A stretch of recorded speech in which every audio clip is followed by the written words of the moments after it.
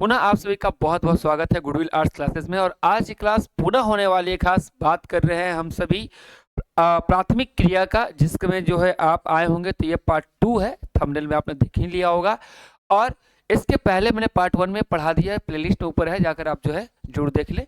तो आज का जो हम लोग को टॉपिक है वो पढ़ना है कृषि। ठीक है, क्या पढ़ना है? कृषि। इसके पहले हमने जो है चलवासी, पशुचारण, ये तमाम तरह की चीजें जो है हमने आपको बता दिया है, समझा दिया है। और आज आइए हम सभी एग्रीकल्चर जाने, कृषि जाने। तो कृषि होते कितने तरह के हैं बच्चा? तो कृषि जो है, जिसको हम लोग एग्रीकल्चर करते हैं, हम लोग दो पार्ट में पढ़ने के हिसाब से बांटते हैं। एक जो हो गया हमारा क्या, निर्वाह कृषि, और दूसरा हो गया क्या, वाणिज्य कृषि। तो जैसे हम लोग पशुचारण में पढ़े थे ना कि भाई जीवन को निर्वाह करने के लिए कर रहे थे, और एक जो मामला हम लोग हमारा क्या था, एक व्यापारिक मामला था, बिजनेस के लिए कर रहे थे। वैसे ही यहाँ पर बात करें, निर्वाह कृषि मतलब जीवन को चलाने के लिए जो कृषि कर रहे हैं वो जीवन निर्वाह कृषि हो गया। और यहाँ पर हम फायदा यानी लाभ कमाने के लिए इंडस्ट्री टाइप में जो है हम लोग करना चाहें तो ये आपका क्या हो जाएगा, वाणिज्यिक कृषि हो जाएगा। तो इसके अंतर्गत हम लोग कहला क्या है, आदिकालीन निर्वाह कृषि। अब आदिकालीन से तो हम लोग जानते हैं भैया कि जो बीज लिए और गड्ढा करके छींट दिए, अब पानी दे दिए, फिर क्या हो गया, फसल हो गया। तो वो मामला हो गया। फिर गहन निर्वाह कृषि, ठीक है, कि भाई हम लोग बहुत संख्या में फसल को लगाएंगे, बीज को बोएंगे, प्रॉपर ध्यान रखेंगे, ठीक है। और उसी गहन निर्वाह कृषि हम लोग देखेंगे जैसे चावल का प्रधान, चावल प्रधान गहन कृषि, मतलब केवल चावल का एक ही पौधा लगा दिए हैं और हमको चावल का जो है फसल काटना है। और कुछ जगह ऐसा होगा जहां पर चावल की खेती होगी ही नहीं। इसलिए नहीं होगी कि वैसा कंडीशन ही नहीं है, इसलिए क्या होगा, चावल की खेती नहीं होगी। तो हम लोग गहन निर्वाह कृषि को हम लोग समझ लेंगे, अगले स्लाइड पे अच्छे से एकदम डिटेल पढ़ेंगे। अभी केवल तो यहाँ पे हम लोग केवल टेबल के फॉर्म में देख रहे हैं, है ना। और फिर जो है वाणिज्यिक कृषि में आ जाएगा, तो हम लोग बोलेंगे कि व्यापार करने के लिए, जिसमें लोग पढ़े थे पत्तियों को तोड़ते हैं, चाय की पत्तियां, कॉफी की पत्तियां, ठीक है। तो इसके अंतर्गत आ जाएगा रोपण कृषि, है ना, हम लोग उसकी पौधे को रोपते हैं, छोटे छोटे उसके पौधे होते हैं, ठीक है। फिर विस्तृत, है ना, वाणिज्य अनाज कृषि। अब बड़ा सा खेत लेते हैं, बड़ा सा ट्रैक्टर लेते हैं और बड़े सा जो है बात करें तो पूरा मशीनरी के साथ हम लोग एक ही जो है फसल को लगाते हैं और जो है बड़ी संख्या में उत्पादन करते हैं, तो उसको बोलते हैं विस्तृत अनाज कृषि। मिश्रित कृषि, मिश्रित कृषि मतलब क्या होता है कि हम लोग जो होता है ना, दो फसल को मिलाकर जो है क्या करते हैं, हम लोग जो है कृषि कर रहे होते हैं, मिक्स फार्मिंग कर रहे होते हैं, या बदल बदल के कर रहे होते हैं, रोटेशन कर रहे होते हैं ना, ठीक है। तब मिलाकर कर रहे होते हैं ताकि जो है भूमि की उर्वरकता क्या हो, समाप्त नहीं हो, ठीक है। तो वो हो गया मिश्रित कृषि। फिर होता है डेयरी कृषि। डेयरी कृषि का मतलब होता है कि भैया हम खेती के साथ साथ पशु को भी पालते हैं ना, और किसके लिए, दूध के लिए पालते हैं। जैसे खेती करने के बाद बहुत सा रेस्ट ऑफ जो हमारा बच जाता है ना मटेरियल, ठीक है, जैसे भूसा हो गया, है ना, उसका जो है डंठल बच गया, तो कौन खा जाएगा, वो गाय अपने भोजन के रूप में उपयोग कर लेगा। घास हो गया, वो कौन उपयोग कर लेगा, गाय। तो यहाँ पे हो गया डेयरी कृषि। और भूमध्य सागरीय कृषि मतलब होता है कि यहाँ पर मौसम ऐसा होता है कि यहाँ पर रसदार और खट्टे फल होते हैं, ठीक है। तो यहाँ पर इसके कारण जो है यहाँ पर अंगूर की खेती होती है, और अंगूर से जो है बहुत सी चीज बनता है, मुनक्का बनता है, ठीक है, बात करें तो वाइन बनता है, शराब बनता है, ठीक है, औषधियां बनती है। तो भूमध्य सागरीय कृषि। बाजारीय सब्जी खेती कृषि, यानी हम लोग बाजार के लिए जो होता है क्या होता है, सब्जी को उपजाते हैं और ट्रक में भर भर कर क्या करते हैं, पूरी जो है शहर के अंदर क्या करते हैं, बेचते हैं। तो बाजारीय सब्जी कृषि होता है। तो हमने लगभग जो है आपको बात बता दिया। एग्रीकल्चर को हम लोग दो पार्ट में बांट दिए, निर्वाह कृषि में बांट दिए और किसमें, वाणिज्यिक कृषि में बांट दिए, ठीक है। और आदिकालीन और जो है बात करें तो रोपण कृषि, इसमें हम जो है हम सभी बांट दिए। तो अब आइए हम लोग जो है बारी बारी से जो है जानते हैं। पहला हम लोग को दिखाई दे रहा है ना, निर्वाह कृषि, है ना। तो यार यानी हम लोग को पहला बात से तो पता चल ही जा रहा है ना, क्या पता चल रहा है सर जी, पता ये चल रहा है कि कह रहा है निर्वाह कृषि है, मतलब जीवन को चलाने के लिए खेती किया जा रहा है, जीवन को चलाने के लिए, जीवन के लिए। और ये आदिकालीन है, पहले के पूर्वज भी जंगल में रहते थे, है ना, खेती किया करते थे, ठीक है। तो इसका पहले एक और नाम है ना, कर्तन एवं दहन कृषि। कर्तन का मतलब क्या होता है कि हम कहें जंगल को वहां पे काट दिए, आग लगा दिए, जल गया और उसको फैला दिए, तो क्या हो गया आपका जो है वहां पर जो है एक तरह से होता है, देखते होंगे आज भी खेत में तो राख को डाला जाता है ना।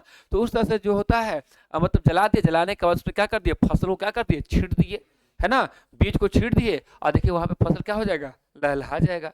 फिर कुछ दिनों के बाद जो है क्या करते हैं, वहां से हम लोग उठकर जो है दूसरे जगह पे चले जाते हैं, फिर उसको उर्वरक होने के लिए क्या करते हैं, छोड़ देते हैं।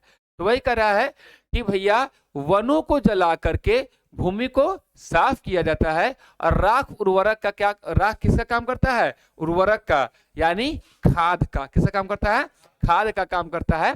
ठीक है, और 3 से 5 वर्षों में जब उर्वरकता क्या हो जाएगी, समाप्त हो जाएगी, तो किसान क्या करता है, नई भूमि पे खोज करता है।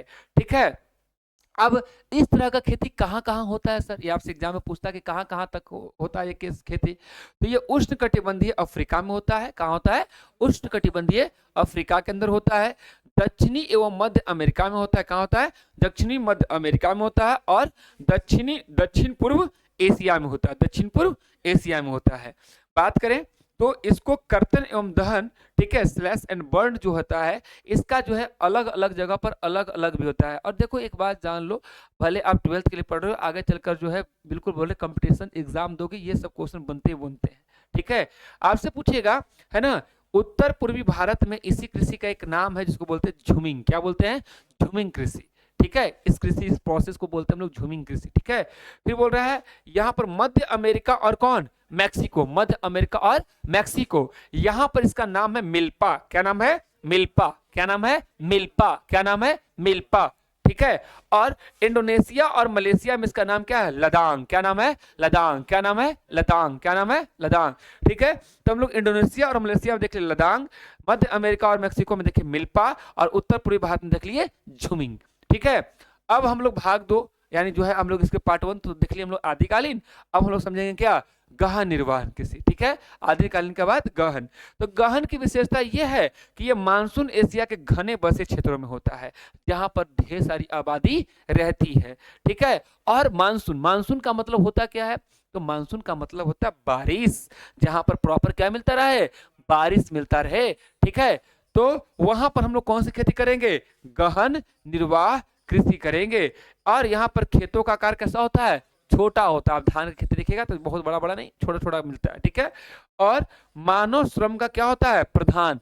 धान खेती में बहुत मेहनत पड़ता है जी। एक बार उसको फसल को यहाँ पे बोया जाता है, फिर उसका जब धान का पौधा तैयार हो जाता है तो फिर उसको क्या कहता है, अलग जगह पर जाकर उसको जो है पहले खेत को तैयार किया जाता है, मिट्टी को कोड़ा जाता है, फिर उसका हल चलता है, हल चलने के बाद जो है उसमें पानी डाला जाता है, फिर उसके ऊपर हेंगा चलता है, उसमें से जो है जितने भी चीज होते हैं, घास होते हैं, उसको निकाला जाता है, फिर उसके बाद जो है पूरा पोला होकर तैयार हो जाता है, तब उसमें रुपाई किया जाता है, फिर प्रॉपर उसमें पानी देना पड़ता है, फिर वो बड़ा होता है ना, तो फिर उसके बाद घास तक तो फिर उसको निकालना पड़ता है ना, तब वो फसल बड़ा होता है, तो फिर उसको जब प्रॉपर पानी देकर ठीक रखना पड़ता है, फिर पानी देकर सूखना पड़ता है, फिर जो धान फूटता है ना, तब उसको फिर क्या करना होता है, काटना होता है। ठीक है, फिर काट करके फिर उसको जो है एक साथ करके फिर जो है उसके धान को क्या करना होता है, निकालना होता है। तो बहुत मेहनत का प्रोसेस है, उसको फिर ढो करके एक जगह पर लाना होता है, तो बहुत मेहनत का काम है। और जो गाँव घर से जुड़े होते होंगे, तो आप जुड़े ही हैं गाँव से, खेती से, तो आप देखते होंगे कि गाँव में कितना मेहनत का काम है ये आपका, है ना। तो ये मानव श्रम की क्या है, प्रधानता होती है, किसमें, गहन निर्वाह कृषि। ठीक है, गहन निर्वाह कृषि में बात करें, गहन निर्वाह कृषि और रोपण कृषि। ठीक है, तो भाई इसमें जो मुख्य फसल की बात करेंगे तो आपका क्या हो जाएगा, ये चावल प्रधान। गहन निवास में पहला क्या आ गया, चावल प्रधान। ठीक है, यानी मुख्य फसल यहाँ पर चावल है, और अधिक जनसंख्या घनत्व वाले क्षेत्र में होगा, मतलब जहां पर जनसंख्या क्या होगा, ज्यादा होगा। जनसंख्या ज्यादा होने का मतलब है कि वहां पर हमको मानव श्रम क्या हो जाएगा, आसानी से मिल जाएगा। तो हम लोग तो है गहन निर्वाह कृषि समझ में आ गया, उसके एग्जाम्पल में हम लोग इसको इस रूप में क्या देख लिए, किसका खेती देख लिए, चावल का खेती देख लिए। अगला है रोपण कृषि यानी प्लांटेशन एग्रीकल्चर। ठीक है, तो कह रहा है यूरोपीय लोगों के द्वारा उष्णकटिबंधीय उपनिवेशों में शुरू की गई बृहत स्तरीय लाभोन्मुख कृषि प्रणाली है। ठीक है, ये शुरू कहाँ किया गया था, यूरोपीय लोग के द्वारा। कौन कृषि, रोपण कृषि, कि मतलब गार्डन के अंदर आज भी हम लोग क्या करते हैं, छोटा छोटा छोटा पौधा लगाता है, उससे कुछ कुछ अति कर लेता है ना, तो ये रोपण कृषि स्टार्ट हुआ। आगे चलकर जो है ये बहुत बड़ा क्या हुआ, कृषि क्षेत्र क्या किसका रूप ले लिया, बगान के रूप में ले लिया। किसका रूप ले लिया, बगान का रूप ले लिया। और इसमें एकल फसल यानी सिंगल क्रॉप पर जो ध्यान देते हैं, मतलब किसी एक टाइप का फसल क्या करते हैं, पूरे जो है क्षेत्र में लगाते हैं। जैसे उदाहरण के तौर पे बात करें तो भारत और श्रीलंका में जो है ब्रिटिश ने ही उगाया था, क्या उगाया था, चाय। क्या उगाया था, चाय। तो चाय की जो खेती है वो किसने लाया था, ब्रिटिश ने लाया था। किसने लाया था? ब्रिटिश ने लाया था, ठीक है।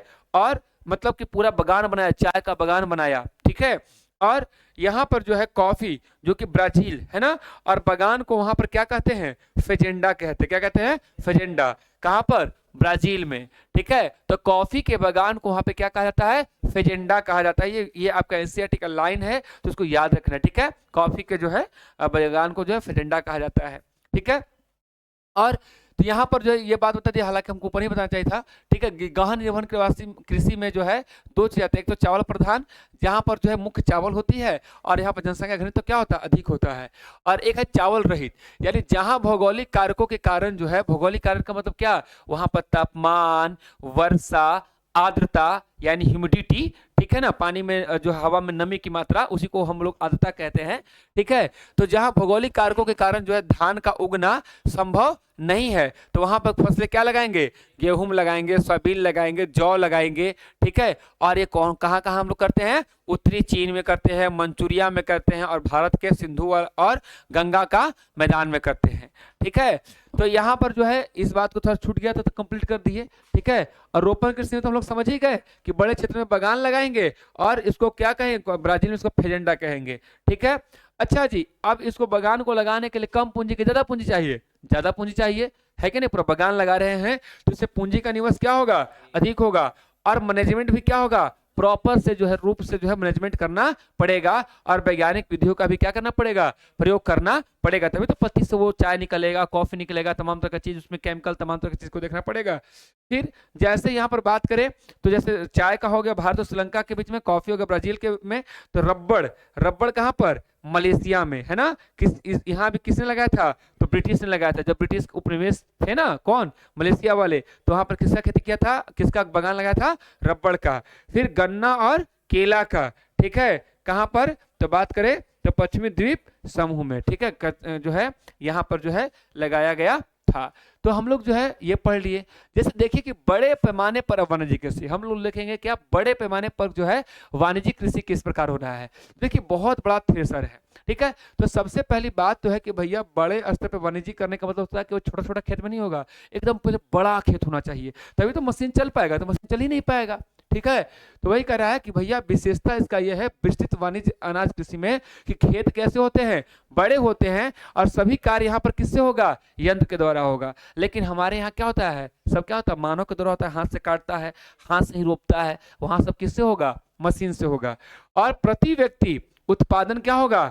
ज्यादा होगा, और प्रति एकड़ उत्पादन क्या होगा? कम होगा, ठीक है। यानी एक व्यक्ति पे यहाँ पे नहीं होता है ना, कि एक व्यक्ति के ऊपर नहीं देखा जाता है। हम लोग वहां देखते हैं एक व्यक्ति इतना कमा रहा है, एक व्यक्ति उतना कमा रहा है, लेकिन यहाँ पर जो प्रति एकड़, ठीक है ना, यहाँ कह रहा है कि प्रति व्यक्ति उत्पादन क्या होता है? अधिक होता है, पर प्रति एकड़ उत्पादन क्या होता है? कम होता है, ठीक है। ये जो है एकड़ पे चलता है, तो क्योंकि बड़े विस्तार स्तर पर होता है। इसका मुख्य फसल क्या होता है? गेहूं होता है। अगर बात करें तो यहाँ पर कुछ आपको भी ये पूछे जाते हैं कि विश्व के प्रमुख घास का मैदान बताइए। विश्व के प्रमुख क्या कीजिए? घास का मैदान। तो देखिए एक तरह से जो है गेहूं क्या है? आपका घास ही तो है ना। तो एक तरह का घास ही तो हुआ, घास में तो थोड़ा सा बड़ा घास हुआ, ठीक है। तो यहाँ पर जो है जैसे यहाँ पर मतलब कि क्या होता है? गेहूं की भी खेती जो होते है अच्छी खासी होती है, क्योंकि देखिए ये भी एक प्रकार का घास ही है, थोड़ा सा एक हाइट की ऊंचाई तक ही तो ऊंचा उठा, उसके बाद फसल, उसमें फल लग गया, ठीक है। तो प्रेरीज, ठीक है, प्रेरीज का जो घास का मैदान है ये कहां पर है? उत्तरी अमेरिका में। ये प्रश्न पूछेगा कि जो है प्रेरीज का मैदान जो है कहां पर है? उत्तरी अमेरिका में है। पंपास, पंपास का मैदान कहां पर है? अर्जेंटीना में। कहां पर है? अर्जेंटीना में है। स्टेपीज, स्टेपीज का जो है मैदान कहां पर है? यूरेशिया में है, ठीक है। और वेल्स, वेल्स का मैदान कहाँ है? घास का मैदान कहाँ है? दक्षिण अफ्रीका में है। और डाउन्स, डाउन्स का जो है मैदान कहाँ पर है? तो ऑस्ट्रेलिया में है। तो ये विश्व के प्रमुख घास के क्या थे? मैदान थे। अब मिश्रित कृषि, मिश्रित कृषि का मतलब क्या होता है कि भाई मेरे यहाँ पर जो है एक दो फसल तो मिलाएंगे ही, साथ ही साथ जो है यहाँ पर जो है पशु और भी पशुपालन भी करेंगे। जैसे फसल उत्पादन कर रहे हैं तो ये इसका जो वेस्ट जो बचेगा, बचा हुआ भाग कौन खा जाएगा? पशु खा जाएगा। और ये गोबर उबर करेगी तो खाद के रूप में कहाँ चल जाएगा? फसल के में चलेगा। तो मिला हुआ ना दोनों का कॉम्बिनेशन से चल रहा है। इसकी विशेषता है कि फसल उत्पादन और पशुपालन को क्या करना? समान महत्व देना। दोनों को क्या करना? समान महत्व देना, इक्वल। फसल में हम लोग क्या उत्पादन करेंगे जी? गेहूं उपजा लेंगे, जौ उपजा लेंगे, मक्का उपजा लेंगे, चारे की फसलें उपजा लेंगे। और पशु में क्या, मवेशी में हम लोग क्या, मवेशी का मतलब होता है वही गाय बैल, ठीक है, और भैंस। बात करें तो भेड़, सुअर, कुक्कुट, ठीक है। आय का जो क्या है, प्रमुख जो है स्रोत है, ठीक है। प्रमुख जो है तकनीक बात करें तो मिट्टी की उर्वरता बनाए रखने के लिए जो है सस्यावर्तन का जो है क्या होता है, महत्वपूर्ण होता है, ठीक है। कुक्कुट मतलब पोल्ट्री फार्म, पोल्ट्री फार्म मतलब होता है मुर्गा पालन जो हम लोग करते हैं ना, वो है कुक्कुट कह रहा है, ठीक है। पोल्ट्री फार्म जो बनाते हैं हम लोग, ठीक है। तो मिट्टी की उर्वरता बनाए रखने के लिए सस्यावर्तन महत्वपूर्ण है। तो यहाँ पर यही बोल रहा है सस्यावर्तन मतलब समझिए, सस्यावर्तन क्या क्वेश्चन पूछ सकता है, सस्यावर्तन का मतलब होता है फसलों को बदल बदल कर क्या करना, लगाना। जैसे दलहनी पौधा लगाएंगे तो नाइट्रोजन का अति करता है, स्थितिकरण करता है, ठीक है ना। तो कभी जो है हम लोग क्या किए, एक बार में हम लोग लगा लिए किसका फसल, दाल का फसल लगा लिए, फिर उसके बाद धान का फसल लगा दिए, फिर उसके बाद गेहूं का फसल लगा लिए। तो ऐसे क्या करेंगे, बदल बदल के रोटेट करके करेंगे तो भूमि की उर्वरता क्या रहेगी, बरकरार रहेगी, ठीक है। तो मिश्रित कृषि समझ में आ गया। अब आते हैं हम लोग क्या, विशिष्ट वाणिज्यिक कृषि, जिसमें डेयरी और भूमध्य सागरीय है। तो ये बात तो समझ में आई, क्या है डेयरी कृषि, मतलब सिंपल सा जो है हम लोग जो है डेयरी को ध्यान रख के कर रहे हैं और साथ साथ खेती भी कर रहे हैं। तो यहाँ पर देखिए बिल्कुल तुम टेक्नोलॉजी के साथ दूध दुहा रहा है, यहाँ पे हाथ लेकर इसे से करे तो हाथ चढ़ जाएगा, ठीक है। इतना मानी कैसे आदमी को दूध पाएगा। तो देखिए देखिए यहाँ पे मीटर उटर भी लगा, कितना खाया है, कितना कैसा है देखिए एकदम बुलंद बुलंद जो है एकदम सब यहाँ पर जो है गाय भी है, एकदम कितना सुंदर साफ सुथरा है। हमारे बिहार में को नहीं ऐसा नहीं मिल पाएगा, मिलेगा जी, नहीं मिलेगा, ठीक है। मिलेगा तो भाई बहुत बढ़िया, इक्का दुक्का का मिल जाएगा, ठीक है। लेकिन जो इतना अच्छा से एकदम बिल्कुल लाइटिंग, यहाँ पे घड़ी एकदम देखिए एकदम मीटर लगा हुआ है, ठीक है। कौन भूखे है कौन क्या, प्रश्न जो ट्रैक किया जाता है, ट्रैक लगा रहता है, ठीक है। तो इसकी विशेषता क्या है, दुधारू पशुओं का सर्वाधिक उन्नत है ना, दक्ष प्रकार, मतलब भाई दूध देने वाला एकदम क्वालिटी वाला जो है गाय रखे हैं, ठीक है। और यह पूंजी प्रधान है, और इसको लगाने के लिए क्या चाहिए, पैसा चाहिए ना जी, ठीक है। और वर्ष भर गहन श्रम की आवश्यकता है, यहाँ पे प्रॉपर क्या करना पड़ेगा, मेहनत करना पड़ेगा, टाइम से खाना देना पड़ेगा, टाइम से पानी देना पड़ेगा, टाइम से धोना पड़ेगा, टाइम से उसका दूध को पहुंचाना पड़ेगा, तब ना। अवस्थिति ये भैया कहाँ पर होगा, गांव में होगा, शहर में होगा, शहरे में होगा, तब नहीं टेक्नोलॉजी को, क्योंकि उतना मैंने दूध गांव में बचाएगा नहीं बचाएगा, उसके बेचने के लिए हमको क्या चाहिए, शहर चाहिए, या डेयरी जहाँ पे जो है बड़ी मात्रा पर, जहाँ पे हम लोग क्या करेंगे, कंपनी को दे देंगे। और औद्योगिक केंद्रों की जो है समीप स्थित होना चाहिए, जहाँ पे उद्योग रहे, जहाँ पे पनीर उनीर बनाया तो वहां से पनीर का सामान बना के क्या हो जाए, तुरंत सप्लाई कर जाए, बेचा जाए, ठीक है ना, है ना। क्योंकि ये ताजे दूध और डेयरी उत्पादों के क्या है, अच्छे बाजार हैं। अगर शहर में होगा तो वहां पे बाजार में सब लोग दूध खरीदने के लिए आता है, वह संख्या ज्यादा भी रहता है, तो जो दूध हम लोग उत्पादन की बेचाना भी तो चाहिए ना, ठीक है। तो ये कहाँ पे रहेगा जी, नगर के पास रहेगा, और कहाँ रहेगा, औद्योगिक केंद्रों के पास रहेगा। प्रमुख क्षेत्र कहाँ कहाँ है, तो ये भैया उत्तर पश्चिम, कहाँ, यूरोप, उत्तर पश्चिम यूरोप। हालांकि देखो ये सब जो है ना, थोड़ा सा रटना पड़ेगा, याद करना पड़ेगा कि प्रमुख क्षेत्र कहाँ पर है, उत्तर पश्चिम यूरोप। सबसे बड़ा कहाँ पर है, उत्तर पश्चिम यूरोप, है ना। और कहां पर, कनाडा के अंदर, और दक्षिण पूर्वी ऑस्ट्रेलिया और न्यूजीलैंड के अंदर, मैप में हम दिखाए भी थे, ठीक है। और भूमध्य सागरीय कृषि भी बता ही दिए थे, मेडिटेरियन एग्रीकल्चर, यहाँ पर आर्द्रता ज्यादा होता है, यानी पानी में नमी होता है, ठीक है। और नमी होता है तो जो रसदार फल होता है, जैसे संतरा हो गया, क्या वो बात करें तो जो है आपका अंगूर हो गया, है ना, इस ये चीज पाया जाता है। देखिए एकदम यहाँ पे अंगूर का क्या लगा हुआ है, लगा हुआ है ना, लेकर जो एकदम फोटो खिंचा सकते हैं हम लोग, ठीक है, अंगूर खाते हुए। विशेषता यहाँ पे कैसे फल होंगे जी, खट्टे फल होंगे, सेट्रिक एसिड वाला जो सेट्रिक फल होंगे। जैसे अंगूर की खेती किया जाता है, और अंगूर की खेती को हम लोग क्या कहते हैं, विटीकल्चर, क्या कहते हैं, विटीकल्चर कहते हैं। इस क्षेत्र का सबसे बड़ी विशेषता यह है कि उच्च गुणवत्ता वाले, है ना, क्या, उच्च गुणवत्ता वाले अंगूरों से क्या बनता है, मदिरा, मदिरा माने वाइन बनता है ना। और निम्न श्रेणी के अंगूरों को सुखा करके क्या बनाता है, मुनक्का बनाता है, क्या बनाता है, मुनक्का बनाया जाता है। और किशमिश भी बनाया जाता है, क्या बनाता है, किशमिश, किशमिश खाते हैं, ठीक है। तो किशमिश बनाया जाता है, अंगूर से बनता है। और भी उत्पाद होंगे, क्या बनेंगे, अंजीर, जैतून, ठीक है। ये जो है शीत ऋतु में यूरोप और अमेरिका के फल हैं, और जो है सब्जियां भी होते हैं, है ना। अब लास्ट टॉपिक हमारे पास संभवतः जो है ये लास्ट टॉपिक ही होगा, सेकंड लास्ट टॉपिक है। अब इतना तक वीडियो बन गया तो अंतिम तक बने रहिएगा, ठीक है, तुरंत ही जो है ओवर हो जाएगा। अब कह रहा है बाजार केंद्रित और संगठनात्मक कृषि, क्या होता है कि हम लोग जो है उस चीज को उत्पादन करेंगे जो बाजार को क्या है, जरूरत है। ठीक है, तो यहाँ पर जो है बाजारी सब्जी का खेती और उन्नयन देखेंगे। तो यहाँ पर कहता है कि यहाँ पर फसलें हम लगाएंगे, अधिक मुद्रा देने वाली फसल लगाएंगे, जो ज्यादा क्या देगा, मनी देगा, पैसा देगा। हम वो फसल उत्पादन करेंगे जो ज्यादा पैसा देगा, है कि नहीं। तो कह रहा है कि जैसे सब्जियां, फल और पुष्प। देखिएगा शहर में पुष्प जो होता है, शादी होगा तो फूल चाहिए, कुड़ी से कुड़ी महंगा महंगा बेचाता है कि नहीं जी। बात करें जयमाला है, चाहे वो तो शादी को स्टेज से सजाना है, और कहीं पे फंक्शन है ना, कहीं पे बर्थडे है, कहीं पे पूजा है, तो फूल तो चाहिए ही। और फूल से जो है बात करें तो आपके मधुमक्खियां मध भी बनाती हैं, तो उसमें भी फूल है।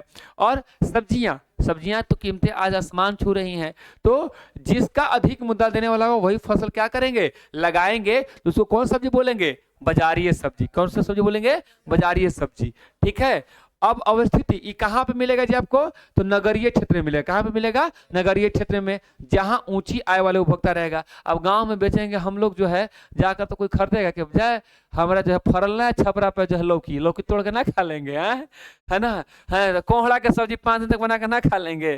ठीक है, तो घर जो है फलानवा ही है क्या, बैगन, तो बैगन नहीं खा लेंगे। तो वहां पे सब्जी खरीदने का कॉन्सेप्ट पता नहीं, अब तो खरीदता है लोग, लेकिन पहले आज से जो 5-7 साल पहले जब देखते थे, तो किसी के यहाँ जो है भैया खूब लौकी फर गया है तो भर गाँव बांट दिया लौका। ठीक है, किसी के यहाँ बैगन फर गया तो बैगने बांट दिया, है कि नहीं। तो ऐसे ही घर पे सब्जी अपने आप आ जाता था, जब बदल बदल के आता था। लेकिन अब जो है खरीदने का आदत लग गया है लोगों को। ठीक है, तो वही कर रहा है कि जहां पे ऊंचा आमदनी कमाएगा वही ना सब्जी खरीदेगा जी। ठीक है, तो ऊंची आय वाला उपभोक्ता होना चाहिए। अब मुख्य अवधारणा, जैसे टमाटर, देखिए टमाटर जब महंगा हो जाता है तो जो टमाटर खरीदता है उसको सोचते बड़ी पैसा कमाता है, तब ना 100 रुपये टमाटर हो गया तब वो 1 किलो खरीद रहा, बाप रे बाप, है कि नहीं। तो है ना, टमाटर अभी एकदम पूरा गुस्से में लाल है कि खरीद लेगा तुमको, इतना औकात है तुमको। ठीक है, तो अब देखिए एक और अवधारणा जानते हैं, ट्रक कृषि। क्या बोलते हैं, ट्रक कृषि। देखो भाई, सुबह सुबह किसान से हमको क्या करना है, सब्जी को क्या करना है, लेना है, और लेकर के क्या करना है, शहर में पहुंचा देना है। तो एक तरह से कहो कि अगर ट्रक ना रहे तो शहर वालों को अति मिल पाएगा, नहीं मिल पाएगा। तो एकदम ताजा सब्जी को पहुंचाने का काम कर रहा है, किसके माध्यम से कर रहा है, ट्रक के माध्यम से कर रहा है। तो इसलिए हम इसको कौन कृषि कहेंगे, ट्रक कृषि कहेंगे, है ना। इस नाम पर इस आधार पर पड़ा कि ट्रक फार्म बाजार के बीच का वह दूरी होता है जिसे एक ट्रक रात भर में क्या करता है, तय करता है। यानी एकदम ताजे फल और ताजे सब्जियों क्या करता है, लाकर रख देता है। देखिएगा पटना में जो है ना मार्केट में, ठीक है, आप जो देखिए एकदम सुबह सुबह एकदम देखिएगा तो एकदम बाजार सजा रहता है, एकदम भोरे भोर ट्रक पहुंच जाता है गाड़ी को, है कि एकदम ताजा ताजा सब्जी और ताजा ताजा फल लेकर के। ठीक है ना, जिसको कौन कृषि कहेंगे, ट्रक कृषि कहेंगे। अब आइए दो टॉपिक और बात समझना हम लोग को, सहकारी कृषि और सामूहिक कृषि। कौन कृषि, सहकारी कृषि, और कौन समझना है, सामूहिक कृषि। सहकारी कृषि का मतलब होता है कोऑपरेटिव फार्मिंग। कौन सा होता है, कोऑपरेटिव फार्मिंग। अब देखो इसका मतलब थोड़ा समझ जाओ। मान लो कि हमारे पास जो है हम खेत में उपजा ले रहे हैं, लेकिन हम बेचने तो जा नहीं पाएंगे शहर में। ठीक है, क्योंकि खेत को देखना है, पानी देना है, प्रॉपर काटना है, तुड़ना है। तो एक ड्राइवर ले कहे कि देखो भाई तुम ड्राइवर रख लो, तो भाई इतना हम ड्राइवर रख नहीं सकते, हमारे पास पैसा है नहीं, गाड़ी खरीद नहीं सकते हैं। ठीक है, तो इसको से हम साठ गांठ कर लिए कि रे भाई तुम क्या करना, तुम जो है मेरे सब्जियों को जाकर क्या करना, बेच देना।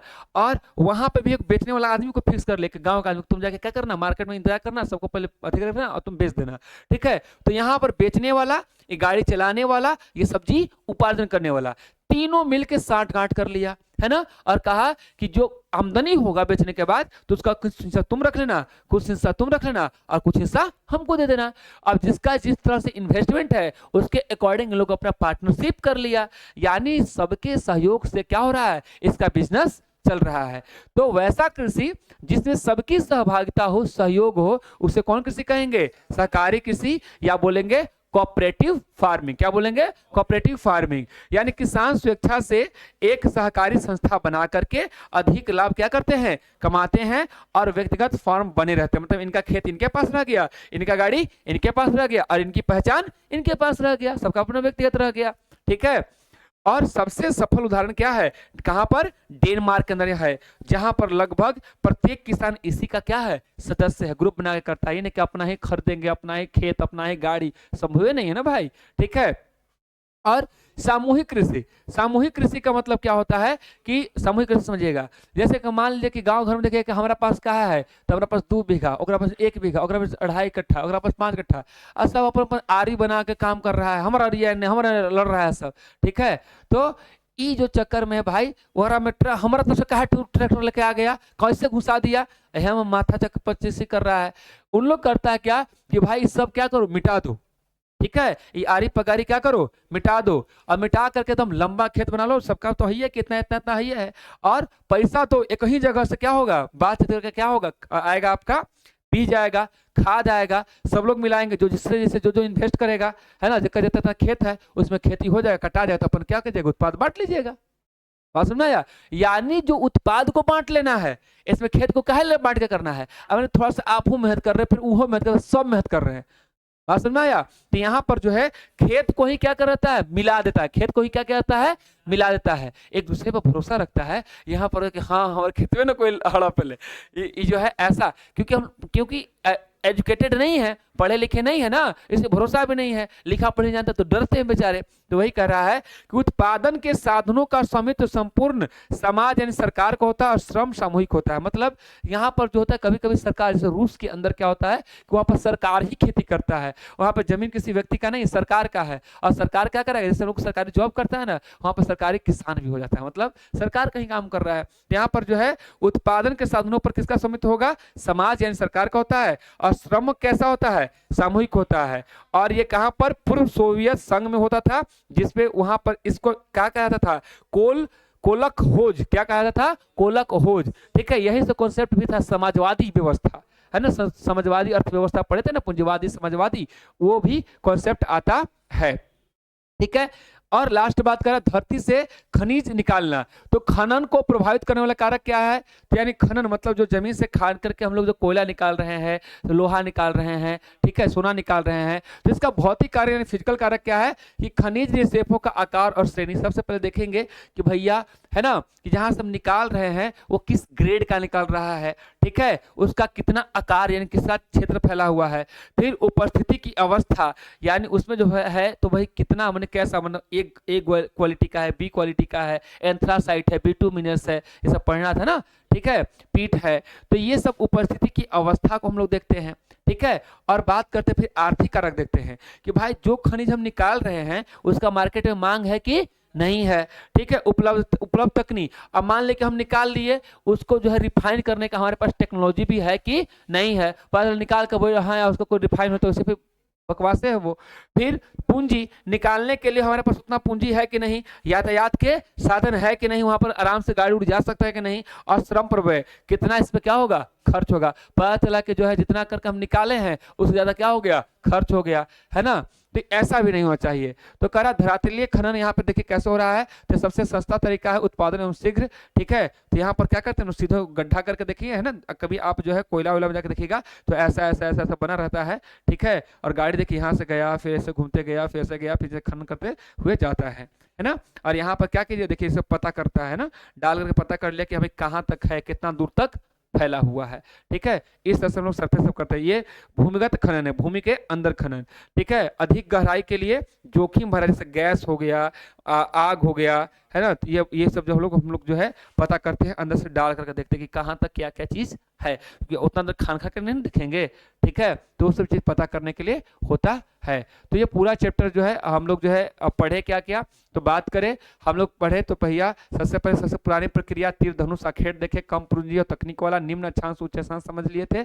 फिर हम लोग चलवासी देखे थे ना, चलवासी और जीवन निर्वाह ऋतु प्रवास के लिए अनेक पशु इधर से उधर जा रहे थे। फिर हम लोग देखे पशुचारण में ही वाणिज्यिक देखे थे, जिसमें लाभ हेतु वैज्ञानिक और एकल पशु का उपयोग कर रहे थे। फिर उसका प्राथमिक क्रिया के तत्व किसको देखे, है ना, आखेट और पशुचारण तो समझ लिए। फिर हम लोग किसको देखे थे, कृषि को, कृषि में भी जीवन निर्वाह किसे देखे थे और क्या देखे थे, वाणिज्य देखे थे, निर्वाह में देखे थे आदिकालीन कर्तन दहन देखे थे, इसको हम लोग झूम भी कहते हैं, मिलिप भी कहते हैं। गहन निर्वाह कृषि में देखे थे क्या, चावल और गैर चावल देखे थे, और वाणिज्य में देखे थे रोपण, विस्तृत अनाज, मिश्रित फसल जिसमें क्या था, पशु फसल, और यहाँ पर जो है हम लोग गेहूं का देखे थे, फिर हम लोग डेयरी देखे थे, और भूमध्य सागरीय में देखे थे खट्टे फल अंगूर देखे थे।